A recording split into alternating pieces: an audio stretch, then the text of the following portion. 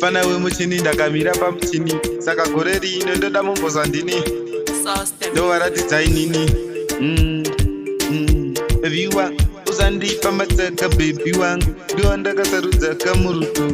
uzandipa matsaka bebi wangu ndiwo ndakasarudza kamurudo uzandipa matsaka bebi wangu ndiwo ndakasarudza murudo ndiwe chete uri pamoyo pangu hakuna umweni futi bebi wangu uzandipa matsaka bebi wangu ndiwo ndakasarudza kamurudo uzandipa matsaka bebi wangu ndiwo ndakasarudza kamurudo hapana umweni futi yandakasarudza ndakasarudza iwe kachete bebi uzandipa matsaka kabebi wangu ndiwo ndakasarudza kamurudo uzandipa matsaka kabebi wangu ndiwo ndakasarudza kamurudo enda ndiwe chete ni wangu we hakuna mumweni futi wangu inini bebi wangu uzaite matsaka iwe ndiwo ndakasarudza kamurudo bebi wangu uzandipa matsaka iwe ndiwo ndakasarudza kamurudo uzandipa matsaka kabebi wangu ndiwo ndakasarudza kamurudo chero moyo wangu ndakuwana inini uya kunokandiri kabebi wangu uzandipa matsaka kamurudo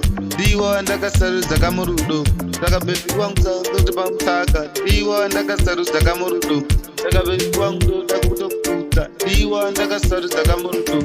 uzandipa matsaka bebi wangu ndiwo ndakasarudza kamurudo uzandipa matsaka bebi wangu ndiwo ndakasarudza kamurudo hakuna mumweni futi mumwe wangu iwe chete iwe bebi wangu uzandipa matsaka kabebi ndiwo ndakasarudza kamurudo hakuna mumweni futi kabebi wangu ndiwo ndakasarudza kamurudo uzandipa matsaka bebi wangu ndiwo ndakasarudza kamurudo